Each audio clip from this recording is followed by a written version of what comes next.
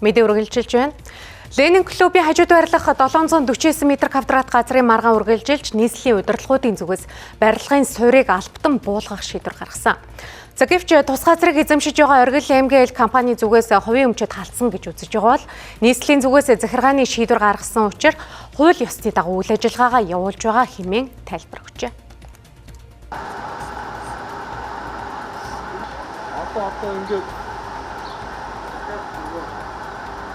Захиргааны шийдвэр гараад захиргааны үйл ажиллагаа бол одоогоор хууль ёсны.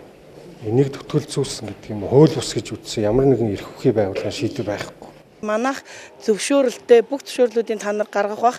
Дээрээс нь шүүхийн ямар ч байгууллагад манай талаар энэ барилгыг буулга, газрын хураач гэдэг юм уу нэг ч үг үсгтэй шүүхийн шийдвэр байхгүй. Тэгэхээр бид нэр үйл ажиллагаагаа цаашаа үргэлжлүүлээд явуулна.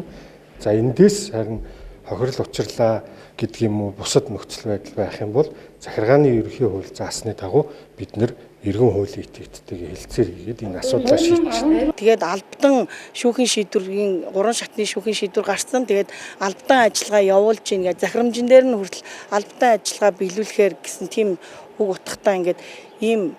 За энэ бол би бол яг онцгойлж хэлмээр энэ бол хууль бус гэхээс илүү бүр дээрмийн шинжтэй үйл ажиллагаа явуулж байгаа.